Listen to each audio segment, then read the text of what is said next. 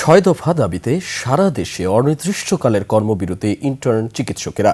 স্বাস্থ্য মন্ত্রণালয়ের সাম্প্রতিক সিদ্ধান্ত বাতিল, বেতন ভাতা বৃদ্ধি, স্বাস্থ্যকর্মী সুরক্ষা আইন প্রণয়ন সহ বিভিন্ন দাবিতে আন্দোলনে নেমেছেন তারা। ফলে দেশের বিভিন্ন সরকারি মেডিকেল কলেজ হাসপাতালে ব্যাহত হচ্ছে চিকিৎসা সেবা। প্রতিনিধিদের তথ্য ও ভিডিওতে আরও জানাচ্ছেন মনোয়ার হোসাইন। অনির্দিষ্টকালের কর্মবিরতিতে চট্টগ্রাম মেডিকেল কলেজ হাসপাতালে ইন্টার্ন চিকিৎসকরা। আন্দোলনকারীরা জানান, দীর্ঘদিন ধরে দাবি জানানো হলেও তা না মানায় কর্মবিরতিতে নেমেছেন তারা। আমাদের সংশোধনী যে নোটিশটা সেটা স্বাস্থ্য মন্ত্রণালয় থেকে দেওয়া হোক।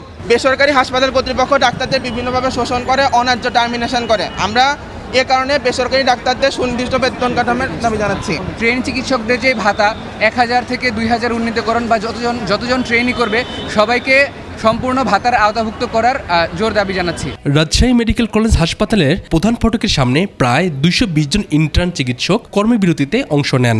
এত বিপুল সংখ্যক ইন্টার্ন চিকিৎসক যখন একযোগে কর্মবিরতিতে যাবে, স্বভাবতই একটি আকস্মিক এবং বাড়তি চাপ আমাদের মিড লেভেল এবং সিনিয়র চিকিৎসকদের উপর এসে পড়ে।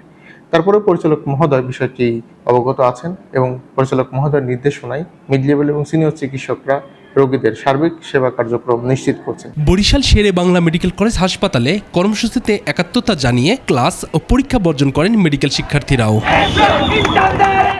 কেন্দ্রীয় কর্মসূচির অংশ হিসেবে খুলনা মেডিকেল কলেজ হাসপাতালেও কর্মবিরতিতে ইন্টার্ন চিকিৎসকরা।